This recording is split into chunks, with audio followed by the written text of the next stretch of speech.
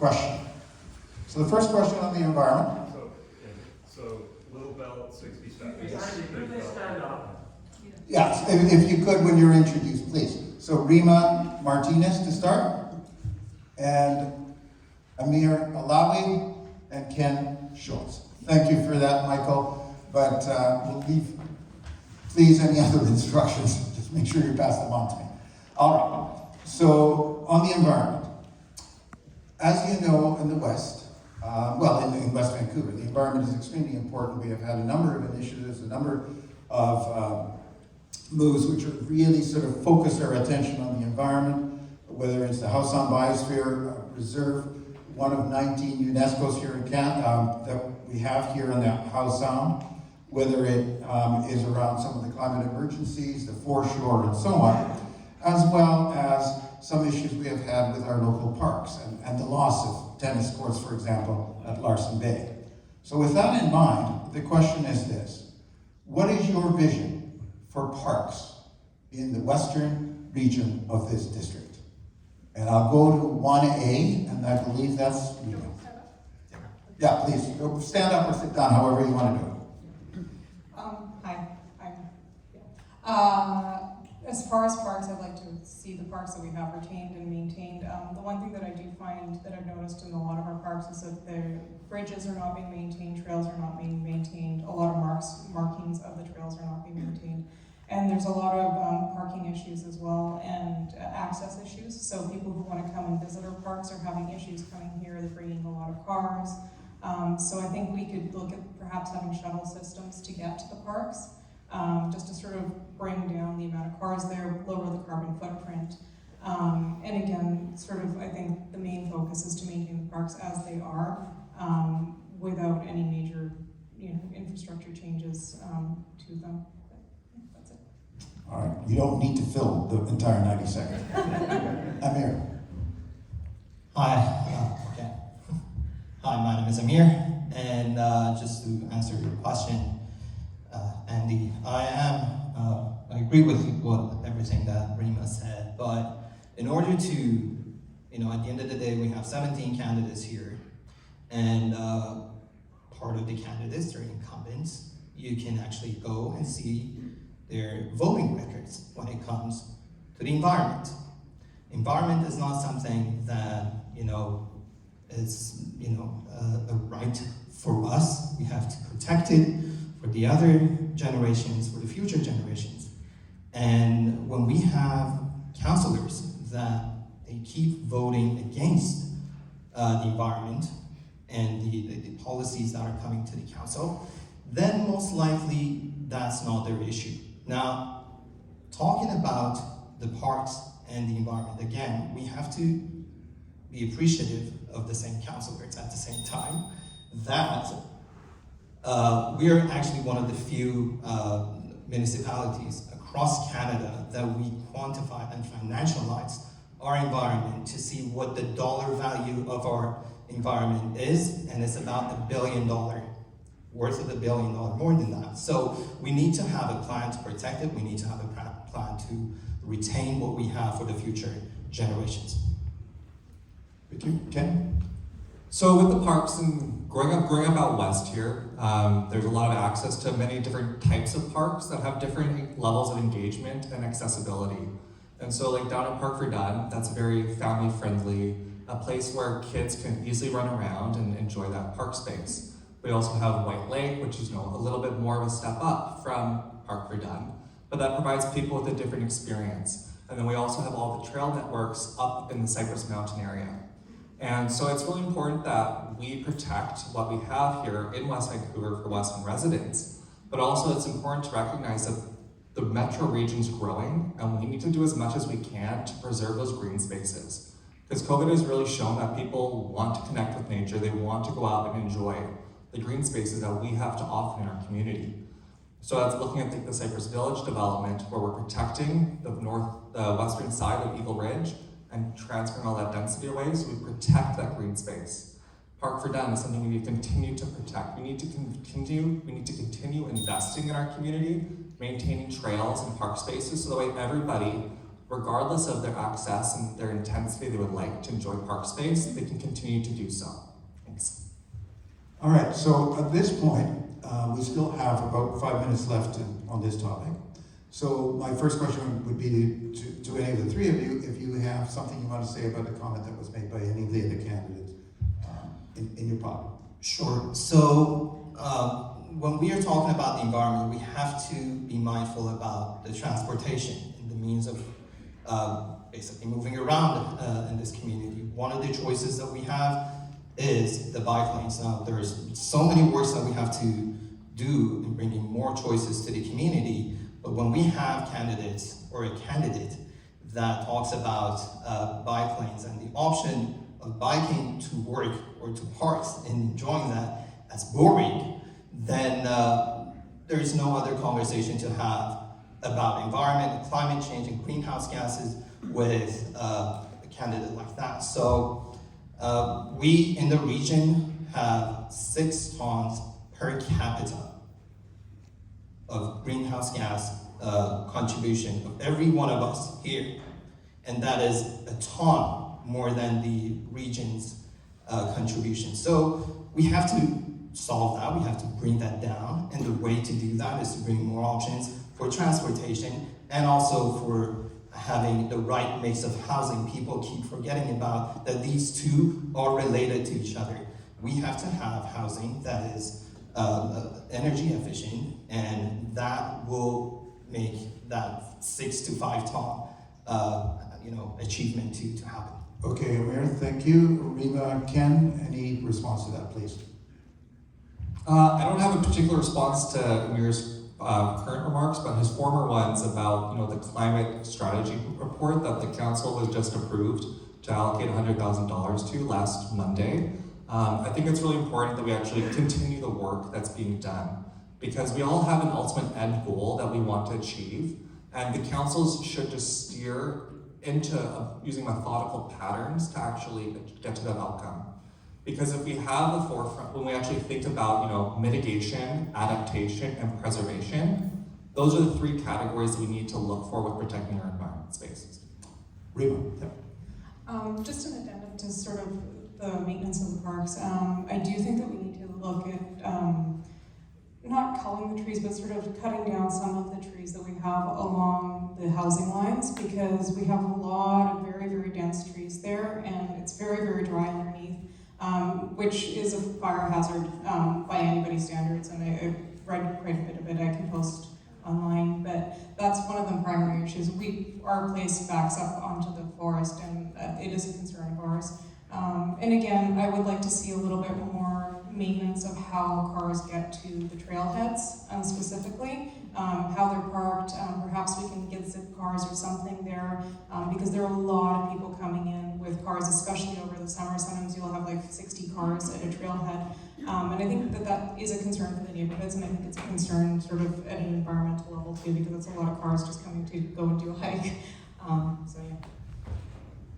go ahead. Yep. Okay, so I don't have 2-minute warning on, but Okay, so one last comment is if you're looking for the voting records of the candidates and the incumbents that we have that are candidates, you can actually go to my table. I have that full there. And that's pretty much it. I just wanted to add that there too. all right.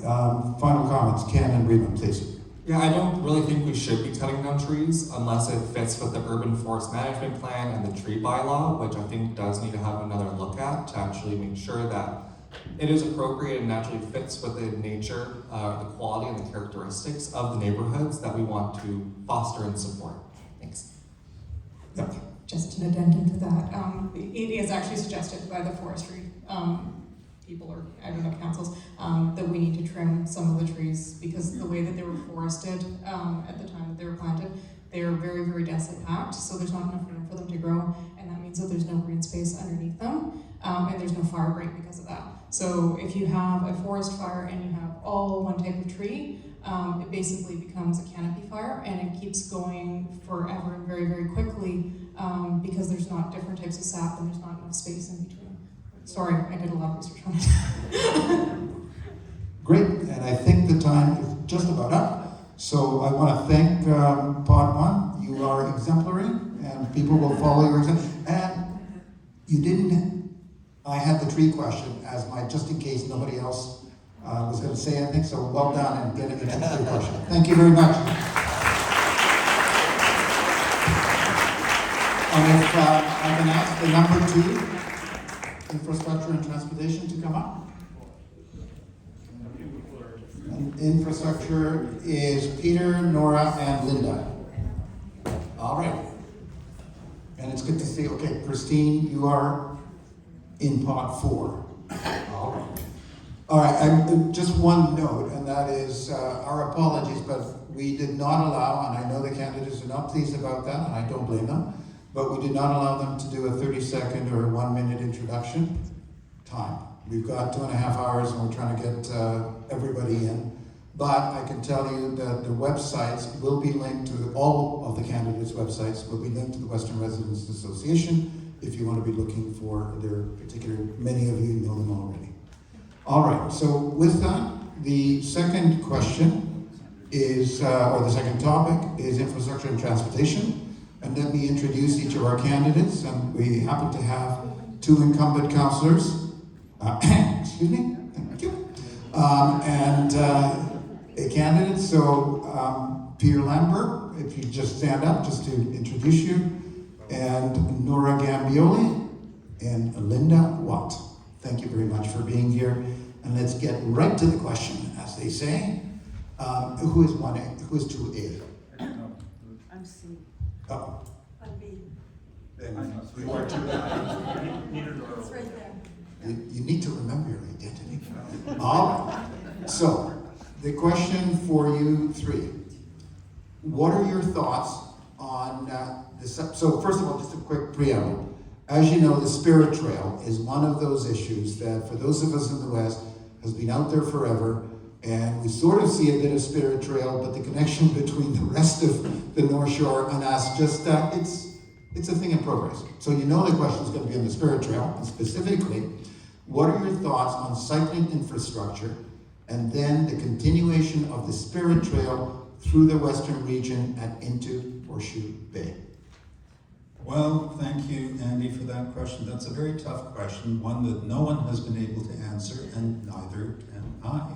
The most difficult piece of terrain to continue that Spirit Trail is actually from Dunderave westward. A small portion has been built in Horseshoe Bay with the fond hope that there would be connections ultimately through the western part of West Vancouver.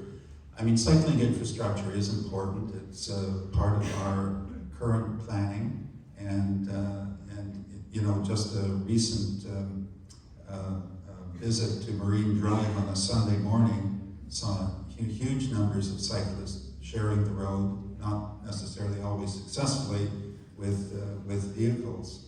So it's a work in progress, and we'll I think I'll just leave it at that. Thank you. Nora, next. Andy, sorry, could you read the question Absolutely. again? What are your thoughts on cycling infrastructure and the continuation of the Spirit Trail through the Western region and into Horseshoe Bay? Okay, that's a pretty specific question. Well, my feeling about cycling infrastructure is very positive. We have been trying to get this going for all of my 11 years on council, but it's not easy because there is not much space for cyclists, and people who drive cars don't really want to give up any space for cyclists. So we've been able to do it in other parts of the community. We have very successfully done it here on the Spirit Trail from Eagle Harbor into Horseshoe Bay. Lots of kids take the Spirit Trail. I've done this little section, but of course it doesn't join on the eastern side with, you know, like Mr. Lambert said, through the middle part of Caulfield. And that is because you need to have a flat piece of land. The ideal, of course, would be right next to the railroad tracks, but CN is not a very cooperative partner, and they will not let us build anything within 50 feet of the center line of the railroad track in any direction, in either direction, I should say. So that is out.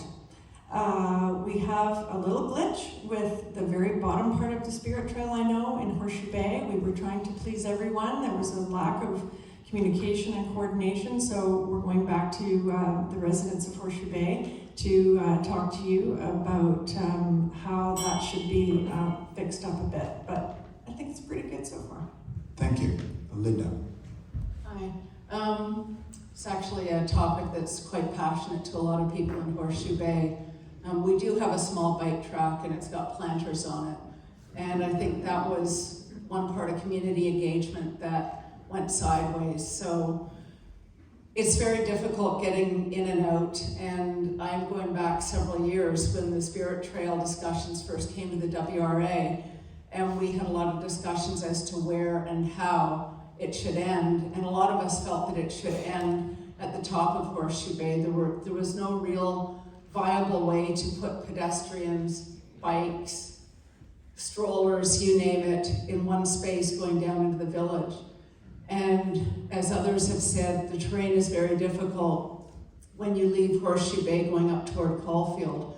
So I don't know if this is something that will ever be fully resolved with our current infrastructure and roads. Thank you. Thanks very much. So we have some time left. My first question then, of course, is do any of you want to sort of stretch a little further what another candidate said, or maybe even what you had as an answer? Please, Peter. I think one of the key things that the cycling infrastructure points out are some safety features, particularly along Marine Drive, and it kind of rolls into just active transportation and sidewalks and just safe cycling right-of-ways. We went to take a look at a few intersections where it's very difficult because of the hedges and the landscape along Marine Drive to safely navigate. And I think it's something that we could in the next council and probably should take a look at from the point of view of safety for cyclists and pedestrians. Nora? Well, I'll just add a little bit to that and say I agree if we want to expand the conversation about transportation to active transportation. There are, I know, a lot of new families in the Eagle Harbor area. And because of the Horseshoe Bay Local Area Plan, there will be a lot of new families in Horseshoe Bay in the upcoming years. So we need to look at safer ways for kids to get to school, safer ways for parents and grandparents to get their kids to school other than driving. So better sidewalks, separated bike lanes, etc., etc. That's in our strategic plan. And the other thing that's in our strategic plan is improving transit service. So we have a very good relationship. In fact, our current mayor has a very good relationship with the head of TransLink. And when the Horseshoe Bay Local Area Plan starts to be built out, we will have a bigger population in Horseshoe Bay, and that will improve the transit system. We will be able to go back to TransLink and say, look, we have more people living in Horseshoe Bay, we need better bus service. That is going to be really important, and we're also looking at a bus service up and down the Sea to Sky corridor so that we will hopefully someday have a little less traffic all bunged up along the highway. We're working on it. Okay. Yep. I just want to go back to what Peter was speaking about with respects to some of the safety along Marine Drive. And I don't know if a proper study has been done, excuse me, but I do think that one of the only ways to safely move people along Marine Drive, where there's absolutely no sidewalk, as you approach Race Rocks and go down the hill, would be to look at a cantilevered sort of sidewalk that could be put below that might help move people and also children through the years going along Marine Drive. And I've known a few families, and it's quite treacherous. So that is something that has to be looked at, and there is no room on the existing road. Do any of you want to add? I can sort of expand. Just on that Yes. topic, were we not saying that we already have the Spirit Trail? Isn't that where people walk through that area. I'm not sure why we'd need to spend money making a sidewalk when we have a safe walking and cycling trail right above it. Did you want to respond? Yeah, people do, as I live out in the western end, I do find a lot of people struggle getting along Marine Drive through there. They do walk from Horseshoe Bay and would like to walk toward Eagle Harbor, and there are homes along there, and people do typically do that going down to the marina. It happens a lot, and they also battle with the bikes and the cars and the buses. So let me ask sort of the tough question. Well, they're all tough questions. Cash. All of this in terms of infrastructure, it's going to mean possibly the deployment of a little bit of our tax dollars. Where do you see the priority for the kind of issues we just talked about? Well, the improved bus service doesn't come from us. The cash comes from TransLink if it's going to come, which is why it's so hard, because we have to negotiate with TransLink for all the routes, all the operational parts. But the cash needs to come for essentially cement. You want to talk about building sidewalks. The only thing that slows a car down is a speed bump or concrete jutting out in front of the car, okay? So signs don't really work, and it's very expensive. The infrastructure to slow cars down is very expensive, so we do need to prioritize in areas where there are schools, which we've been doing for quite a bit of time. It's on the work plan is what I can say. Councillor Lambert? Yeah, well, the cash is going to come from taxes, and that's where it's been coming from so far. And the cycling infrastructure, or the active transportation infrastructure, is part of our infrastructure, and we are paying taxes already, and we have funds to improve our infrastructure. So part of it is prioritizing where we spend our money. Another part is deciding how much, together with the community, we may want to spend on areas such as this. I think that in the next council there needs to be a reallocation, or at least an examination as to where some of our money is going. We're looking at a 38 million, call it 50 million in tomorrow's dollars, art center, and I don't know if that is a necessary feature that we require when we are still dealing with a failing infrastructure, safety, roads. So I would like to see a greater examination as to where our tax dollars are going. All right. Again, if we could keep any of your comments, we're just focusing on the three here. Thank you.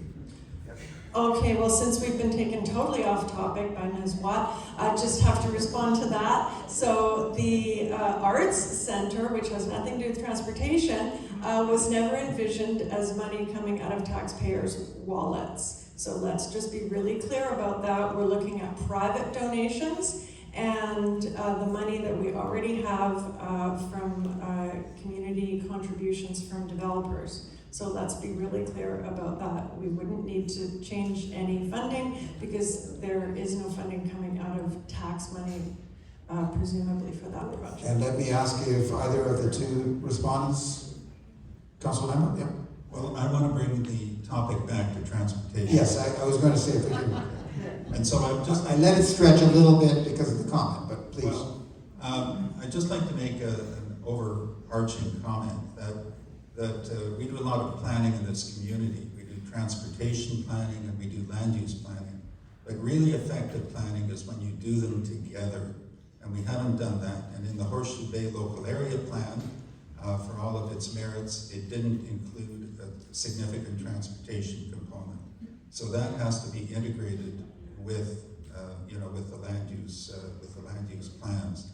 Only that way are we going to be able to address some of the problems of traffic congestion and be able to handle more development in various parts of our community. Thank you. In fairness, Ms. Watt, very quick comment, or you're good? I'm good. Thank you very much. Pod 2.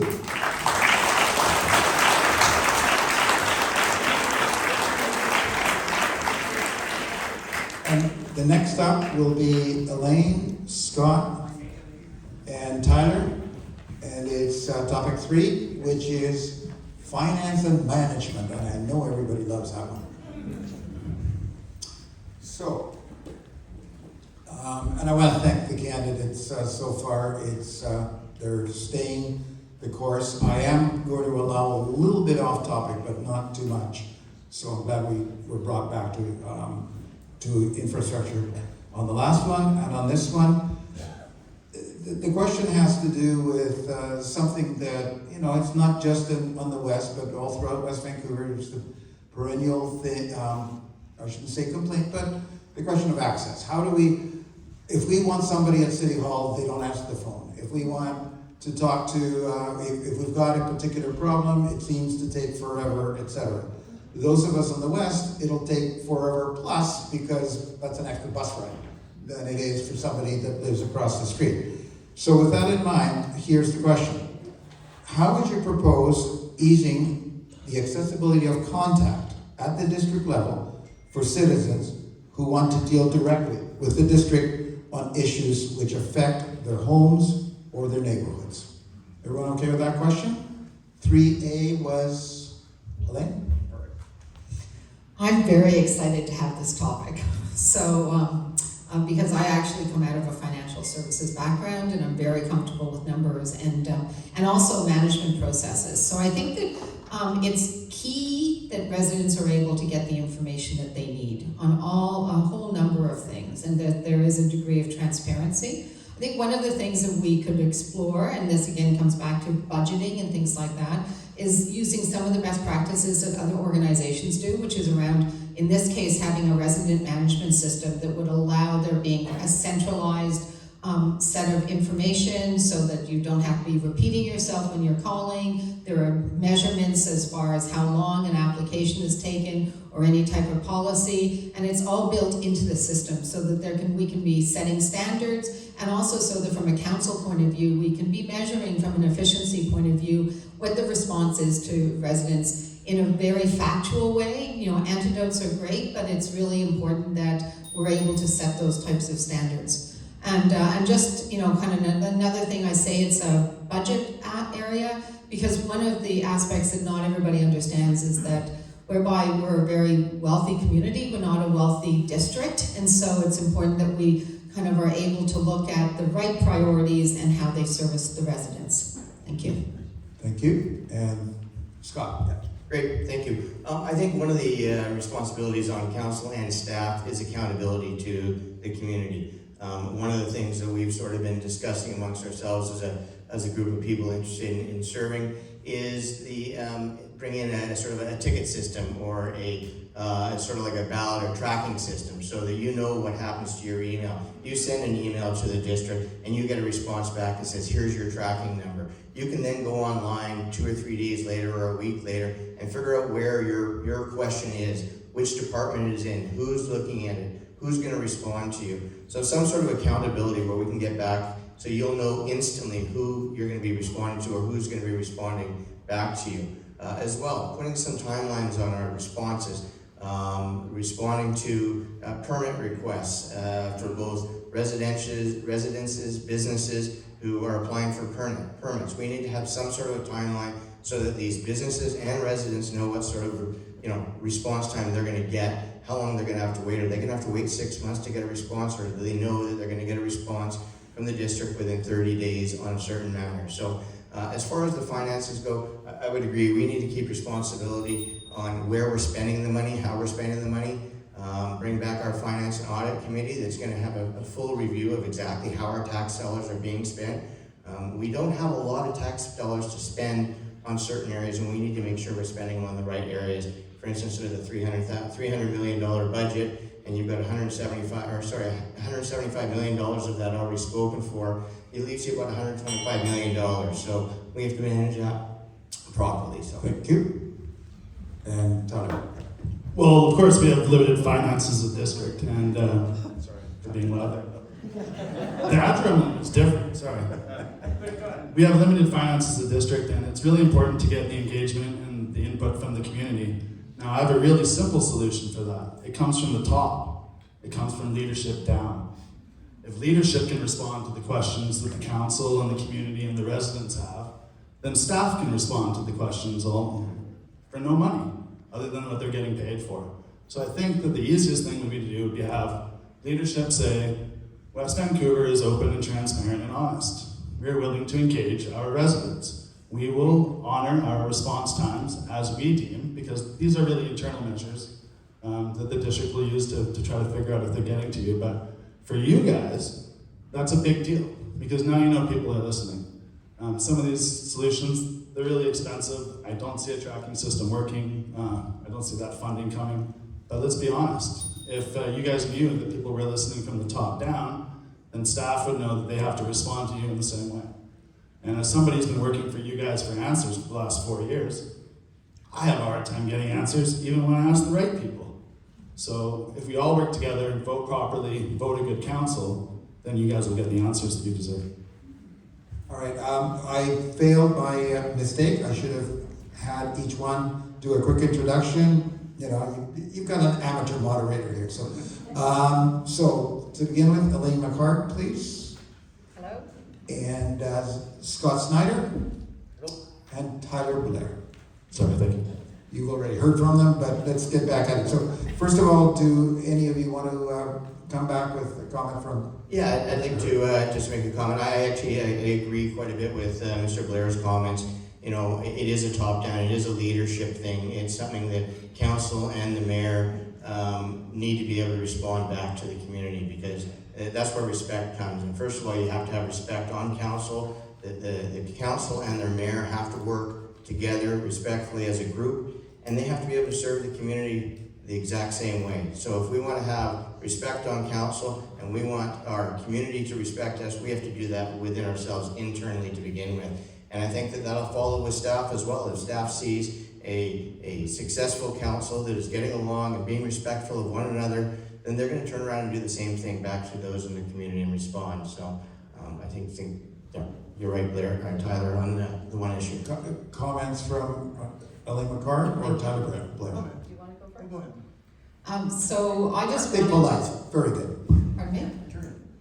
And I just wanted to say that I think that one of the ways that we can incorporate better services and all of that for residents, which all comes back down to kind of how we use the finances and how we apply them, is to be going back in and looking at various different processes and seeing where they can be streamlined. And one of the things I would propose is when we introduce new bylaws that require a lot of staff time and consultation, is that we have a checkpoint going back out at 6 months or at 12 months and being able to say, let's make sure this works the way we intended it, and that it's working the way the residents need it to work. And I do think that those types of standards can be fit into a system that is transparent, that has, you know, kind of open access for residents to know what's happening, but also is seamless across staff as well as council and mayor, and that we're all seeing the same information and can operate in a much more efficient manner.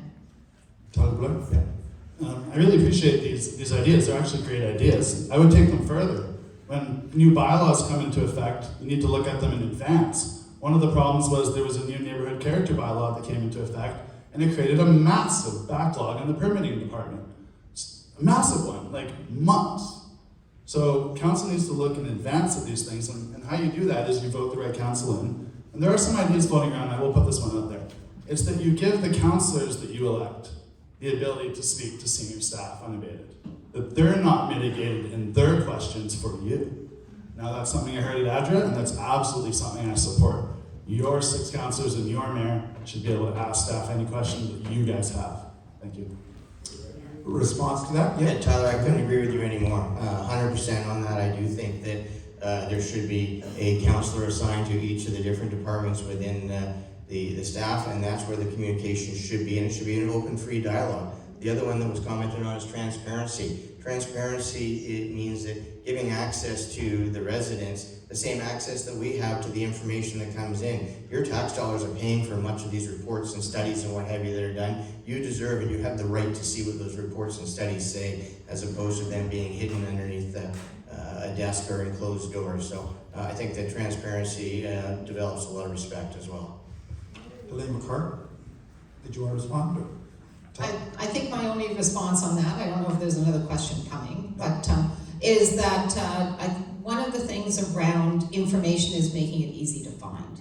And this isn't just on, kind of the financial side of things, which I think could be easier, but our website and some of the access that residents have isn't intuitive, and you kind of takes a little bit of digging and knowing and kind of figuring out.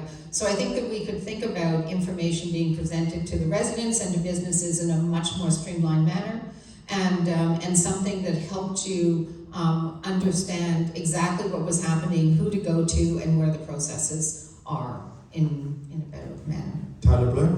Yeah, I absolutely agree with that. And let's look at some of the information being passed around by a mayoral candidate. There's a strategic goals targets that the district has. One of them is 100 units of rental every year. Well, the information you're getting is that you guys only approve 68 rentals a year. That's because phased developments, and this isn't my words, this is straight from Jim Bailey's mouth, phased developments don't count towards your strategic goals. So that's Evelyn, Rogers, Cypress Village. None of those units, those 275 units approved in 2019 for Rogers, are counted towards your strategic goals. How is that possible? It took me asking the question to get the answer, and it's like an appendix with 7 notes on it. So as I have 30 seconds, I want to make sure that Ms. McCart or Mr. Snyder comment on that if you want. Nope, I'm just going. I will, because I think that along with managing finances, doing the strategic plan is the most important things that council does. And it's important to have input from the residents, from businesses, from all the different stakeholders, because that's actually how a healthy and a manageable financial plan is put together. And that's, kind of key work that any council will be doing, and I hope to be on council to do that for you. And I think time is just about up, so. Just one real quick question on please. that actually can be all very achieved as well. The Finance and Audit Committee needs to come back to West Vancouver. All right, thank you very much. I disagree with that. Group 3, well, yes, all right. The bell hasn't gone, so I'll allow that. Thank you very much.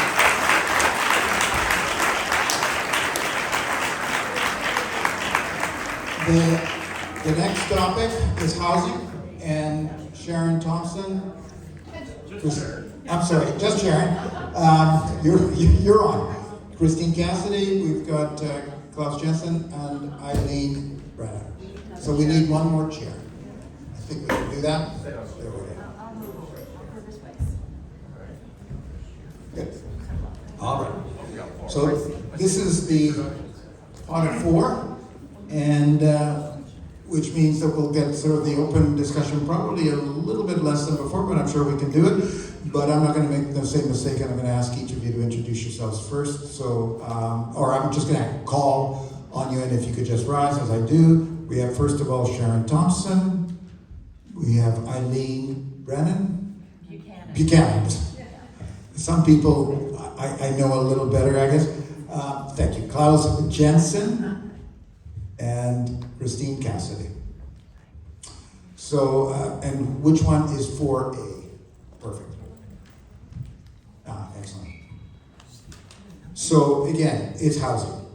So as you know, Horseshoe Bay was fortunate enough in that, unlike some other areas, we actually not only were on the drawing board to have a local area plan done, but we actually got it done. And it was an 18-month, 2-year process. And full transparency, I was a member of the focus group that worked in it, as was Andre, several of the people in this room. It was a very fulsome process, but it's on the table. It's good for 25 years. So with that promotion for the local area plan, here's the question for you. How will that local area plan benefit residents, not just of Horseshoe Bay, but of the Western region, in terms of housing affordability and suitability? Councillor Thompson. Thank you. Our team got together earlier today to talk about, where we fundamentally draw our decisions from, and we agreed that it would be how best not to waste your tax dollars. And that's where a lot of our decisions are drawn from. And there's a fellow here speaking to voting records. And it's not just about how you vote, it's why you vote the way you do. And for anything that I've voted to, that would come from that fundamental decision. Is it a good fiscal decision to do that sort of development? And then to Andy's point, is it suitable for the area? So The local area plan is a great start, but we're going to have to actually keep an eye on it to make sure that it's not interpreted beyond its means. The biggest barrier to creating these affordabilities and accessibilities and alternative housing styles are processes that take too long, processes that are too confusing, and actually stop the consideration of developers or even homeowners to build the types of housing alternatives we need. Horseshoe Bay is an incredibly unique community, and we could do so many creative things, recreate something like the cottages, gentle densification, and we really want to have inspired ideas beyond the whole cookie cutter approach here. Thank you very much. I need Brennan. Okay. Hi, would you mind just repeating that? If you Absolutely. that one. How will the local area plan, we're talking about the Horseshoe Bay local area plan, benefit residents of the Western region in terms of housing affordability and suitability? The mic is on, so. It's on good.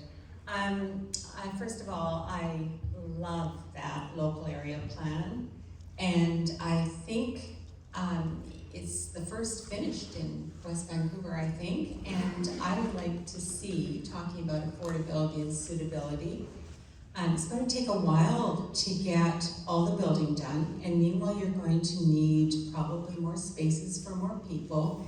You're going to need to be safe and great places for families.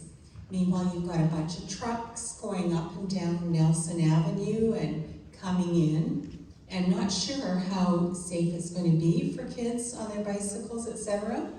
I'm just wondering if it might be a good idea to go to the community that's around you and do local area plans for each community. And in the process of doing that, asking people what policies are getting in the way of, say, having a nice suite or carriage house, or is that the buzzer? That's the 60 seconds. 60 seconds. So I've got a whole bunch of things of ideas behind me, including where in heck is this traffic coming from? I think it's coming down Eagle Ridge and coming down 21st and Burleigh and cutting through West Vancouver. Do we want that to be happening? And should we actually be paying the bill for provincial and federal traffic? Thank you very much. Thank you. Clive, yes, you're next. Could you repeat that again? I'm challenged here. So, how will the Horseshoe Bay local area plan benefit residents of the Western region in terms of housing affordability and suitability? Well, I'm very challenged to answer that. I think that when you look at housing, you have to think of it like a bowl of Jell-O, a cube of Jell-O. You put more housing here, and all of a sudden you get a bulge for traffic over here. And adding more people to Horseshoe Bay is going to be challenged, I bet, for safety, for access to the beach from other residents. And I'm thinking that the net effect is going to be very difficult to put affordable housing into an area that is already being occupied. You look at the monstrosity down on the side of the mountain looking into Horseshoe Bay. I don't see that being affordable, and I don't see the real estate that can be used for affordable housing. Thank you. Christine Cassidy. Well, although I'm the fourth one to get this question, could you please repeat the question? It does go on a little. How will the Horseshoe Bay local area plan benefit residents of the Western region in terms of housing affordability and suitability? All right, well, first of all, that is quite the question. So, to be perfectly honest with you, which is one of my traits, I don't think it will. I feel that what Horseshoe Bay is being asked to do is accept quite a bit of densification, which I fear may well impact the charm of Horseshoe Bay. But more importantly, I think that Horseshoe Bay is being asked to accept a diversity of housing, which will, in the question of affordability, yes, obviously, duplexes, triplexes, funky little houses will be less expensive than the mega homes that are being offered up elsewhere in the district. So I grew up in Eagle Harbour. I spent my formative years there, and the housing stock by and large in Eagle Harbour was built in the 1960s, the late 1960s. So some of those houses are built on very large lots, so the conversation could well be the question of lot subdivision, the question which would reduce the pricing, affordability given the opportunity, and also perhaps with the subdivision of those lots, again, those neighbourhoods, such as Eagle Harbour, be asked to accept some of the density and some of the diversity, which will also bring individuals into the community. Thank you. All right, so at this point, would any of the, please, Councillor Thompson. Well, now that everybody's answered the question, I realize I didn't. So to candidate Cassidy's point, no, I don't think the LAP alone creates that affordability. It's the opportunities you make around it. And Councillor Buchanan also mentioned the issue of traffic. And because the LAP was done without a traffic plan, you do want to be careful about how much density you invite in here without that in place. And part of that traffic plan is actually parking. And I don't think that parking plan should be spot specific. It's got to be comprehensive. You've got various pressures to measure against each other. And Horseshoe Bay has become a very desirable community for locals, and drawing even locals a little further out, as well as tourists and of course our ferry traffic. So it's careful, measured, comprehensive decision that will give Horseshoe Bay the opportunity to be affordable. All right. Yes, I know you're not a councillor, but Eileen Buchanan, please. I think I could probably help though. Whoops. This is for, oh yeah. I think I could probably help out though. With Sharon's comment about going back to the traffic, one of the things I found that a little girl was almost killed in front of my driveway, and that was in June, and I've been following it down ever since.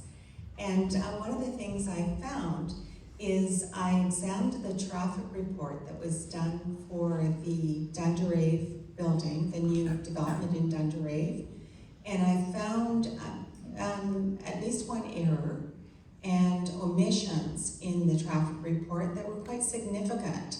And one thing, I did check with the engineer who wrote the report, and he agreed. He said, oh yeah, we forgot that.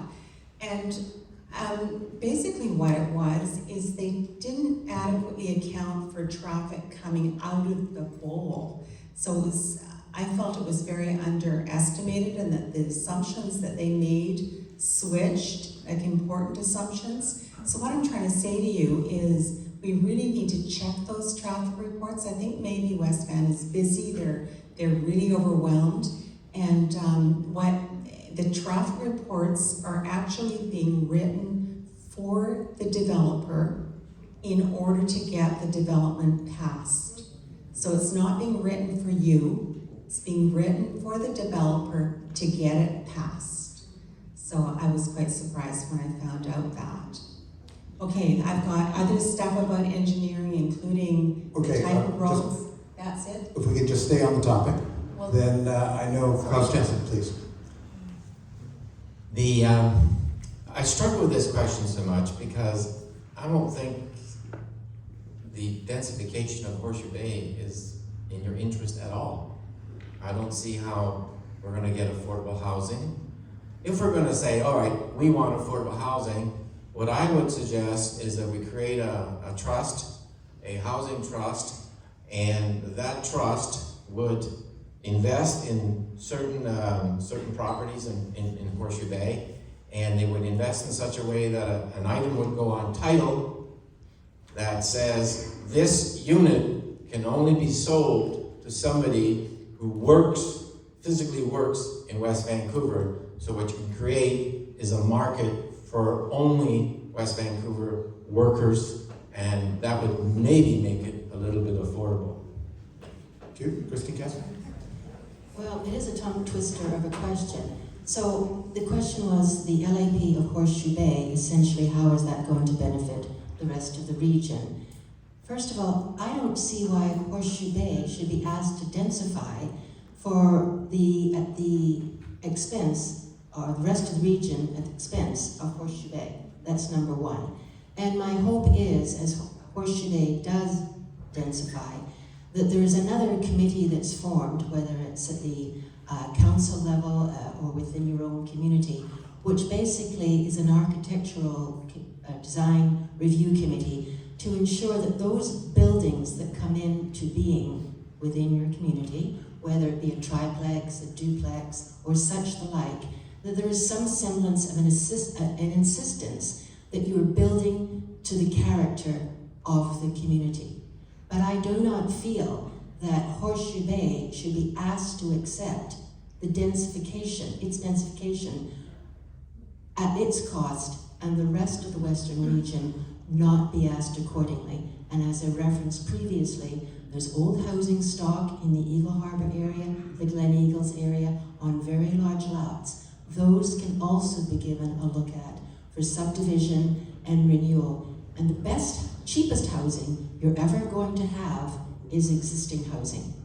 My son moved back here. I hope I have a couple more seconds. My son recently moved. 10 seconds. Wow.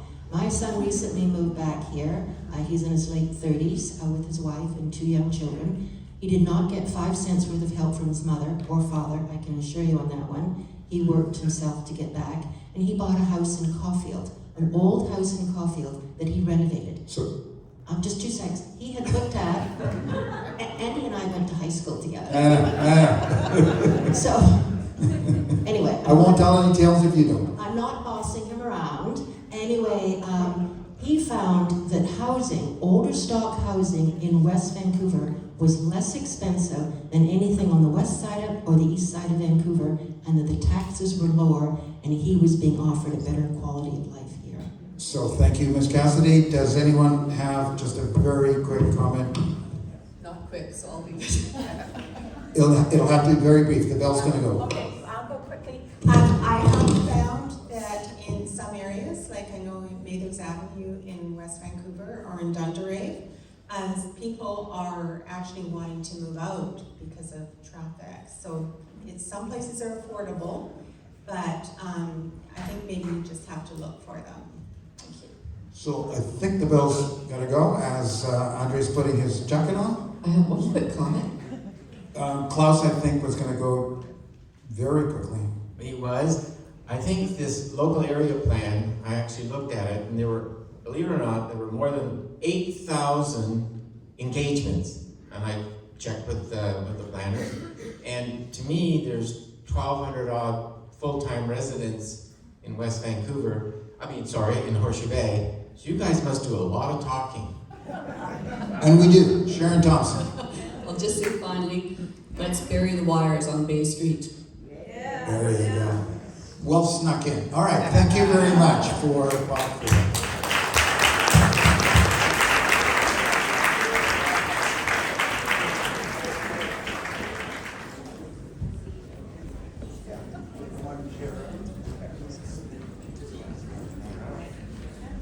All right. We have our final topic, our final part, and it's on small business and economic development. So, to begin with, want to make sure that we introduce everybody. And so, starting with Alexis Chacon. Hello. And Keen Lam. Hello. And Bill Sopovich. Hi, everyone. All right. So, on this, the question has to do with Horseshoe Bay, but I'm going to just, when I say Horseshoe Bay, I am going to suggest, although it is about the commercial community of Horseshoe Bay, I want the three people responding to this to think about not just the corner of Bay and Royal or whatever, but to think of Horseshoe Bay in the region that attracts folks coming into Horseshoe Bay as a commercial node. So having said that, do you think that the commercial community of Horseshoe Bay is vibrant and successful? If so, why? If not, what would you change? So who is 5A? Keen Lau is 5A. You've been, should be on the end, that's okay. that's fine. Keen Lau, please, go ahead. Yes, so do you think that the commercial community of Horseshoe Bay is vibrant and successful? If yes, can you explain why? If not, what would you change? I think Horseshoe Bay, I wouldn't say it's very vibrant. I think there's a lot of room for improvement. What I like to improve is, well, the buildings are old, the traffic isn't laid out properly, access in and out is not great. I think for Horseshoe Bay to be businessly more vibrant, we need to look bigger. You have a great ocean. In one day, you can be from the mountains, hiking, mountain biking, all the way down to sailing in the ocean. This needs to be promoted. Horseshoe Bay needs to be promoted. Many people come into Vancouver and they head straight to Whistler or they go golfing. Well, just in our backyard, we have great things to offer. A lot of my friends that come from overseas, I take them to Horseshoe Bay and I says, hey, this is what's here. Look at this great hiking here. And they says, well, okay, let's spend a few days here. Let's stay a couple of nights at Horseshoe Bay. So this is something that I think can be revitalized in Horseshoe Bay. We also need, not just Horseshoe Bay, but Vancouver needs to work with Tourism BC to promote West Vancouver and what we have in our backyard. I think this will attract tourism, both domestic and foreign. Thank you very much. Councillor Sokovich. Thank you, Sorry, we're going by order. Alexis is B. So Bill, if you can sit down. That's okay. Absolutely, Alexis. Jumping ahead there, Bill. It's all good. Horseshoe Bay has aspects of vibrancy today. There's so much potential. I had the great adventure, I'm calling my run for council as this such a learning curve, to be able to walk around the community and speak to the businesses. I went a little door knocking on my own. And we have businesses there who have been forever, for 20 years, little coffee houses that are just the go-to spots for the community. But there are also storefronts that are empty, and there is so much room for improvement to make it even better. So the Horseshoe Bay local area plan, which just to house one little quick thing, had 50 community meetings. It had 6,000 instances of engagement. The community spoke, they heard you. The council put together, the staff, a really energetic, vibrant LAP. So near the waterfront, yes, I'll just focus there really briefly. There is expectation of mixed-use buildings with the revitalized storefronts, which will focus on retail, restaurant. Upstairs is where there's lesser traffic, where we'll have the doctors and such. There's closer to the ferries, there is room for a small grocery, which is desperately needed in the area. And as we move further back, the buildings will vary in height. There is a lot of planning for keeping within the character of the area. It is such important to be able to do that. So there's lots of room for vibrancy, and it's coming over time. Good, thank you. Bill Sokovich. I was clean shaven when I got here. Horseshoe Bay, a jewel in West Vancouver's crown, the end of the Trans-Canada by land. I swam in the waters of Horseshoe Bay in 1947. Recently, a couple of years ago, some porpoise came into the bay. We spent months on cleaning up Howe Sound. It is truly a jewel. One of the things that faced many of the tenants in Horseshoe Bay was the onslaught of COVID. Staff were not available. They couldn't travel that far. And I personally think it is a charming hub of activity, but it's not large enough. What can we do in the future to go ahead and invent ways and means to create more activity in relationship to the needs of the Horseshoe Bay people? There's no large grocery store. There may be one in the future. That's something that's important. There's no gas station anymore. But, anybody that wants to enjoy some fish and chips or anything else, go down to the bay and help yourself. It's a delightful community. How do we best incentivize more? What's the street gate like? How wide are the sidewalks? How much time does it take for an individual to go ahead and get a permit in West Vancouver to start up a business? All right. Thank you on that note. Thank you. I'm wondering if at this point, any of the other two would like to comment on what a third candidate, and we'll go in slightly different order. Alexis, we'll go with you, Keen, and then we'll come back to Bill. I mean, Bill touched on it, and this is not unique to Horseshoe Bay, as Andy was suggesting to speak on, that we have trouble staffing our stores. We have 75% of our population, of our workforce, is driving to the community to work here. We need to work in junction with the environment aspects, with the housing aspects, to be able to get some of our people, our workforce, to be able to live here. This is where we develop our mixed-use buildings, our townhomes, our ground-oriented buildings, which is the focus of Horseshoe Bay, and increase that transit. And I had this exciting opportunity to be a part of the TransLink release of information this morning as I was running off to one event, and they were sharing that though we don't have rapid transit mentioned going to Horseshoe Bay, the communities will, as they grow, it was noted earlier, that transit will be advanced. We may not be able to control it at a municipal level because TransLink, we do hire the people, but we don't actually control the routes. But as people come and the local area plan will develop, our staff will be able to stay, we'll be able to man our stores, and that runs throughout West Vancouver. Keen. In terms of Horseshoe Bay, I think it really needs to be revitalized. Let's talk about storefronts. When I go down Horseshoe Bay, I love all these quaint buildings. It's really special. It kind of reminds me of Oregon, but what these little quaint buildings need is it's a little bit of uplift, a fresh coat of paint, new windows, and also the type of stores that are there. And when I walk by and I see a money exchange place, it's empty. Any tourist coming here, they're not going to need a money exchange, so we need to ask ourselves what sort of stores are going in. The next thing is a lot of people work from home in the tech industry. Let's think about getting fiber optics into Horseshoe Bay and the rest of West Vancouver. Bill? Thank you.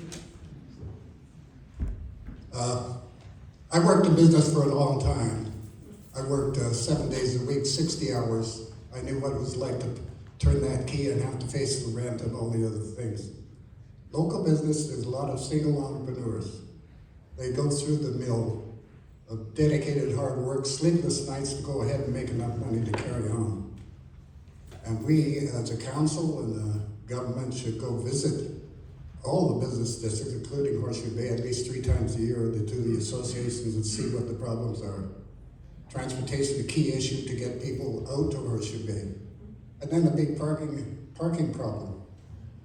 Horseshoe Bay is very defined. Where are people going to park? Has that truly been answered? I know we were doing some work on the second phase in relationship to parking. Should there be resident-only parking? I think we're looking at that. And the weekends, the residents should have the right to have a permit to park in front of their house. I'll stop there. Okay, we've got a couple of minutes, so yeah, go ahead, please. So as we are able to do the local area plan over, yes, 25 years, this is not going to be solved overnight. As we develop our mixed-use buildings, they will be developed with underground parking. And this will advance the parking for the neighborhood. It has happened now for a number of locations. I mean, I know sometimes this is a dirty word, but Grosvenor and Ambleside at least had underground parking that we can now go to if we want to go to Earls and such. If we want to go to Trolls, there will be underground parking coming. Doesn't solve today. The other aspect I want to touch on is what Keen was saying, and that is to sort of rebut. He was saying that we need to have a plan, that there's no plan in place for the businesses and the types of businesses. Well, the present council has limited the amount of nail salons, the money exchanges that can happen in our neighborhoods. That has already been passed.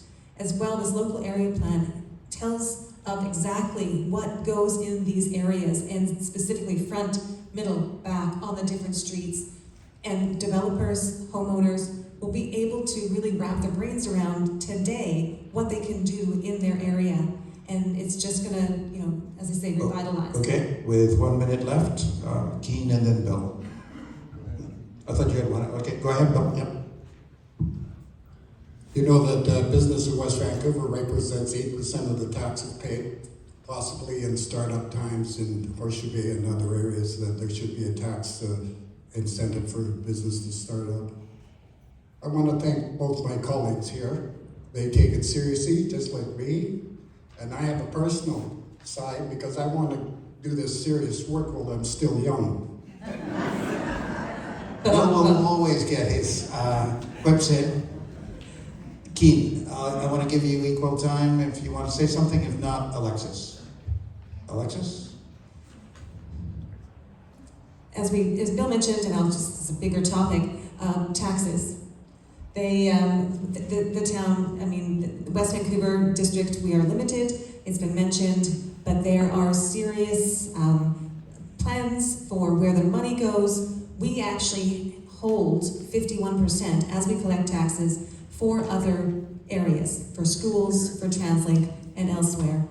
We only get 49% of the property taxes. So just being aware of that, as progress can happen and changes can be made, we need to be strategic. All right, so once again, thank you to the fifth.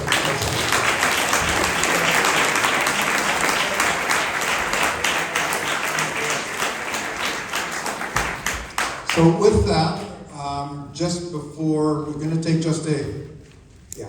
a little bit of a break and bring on our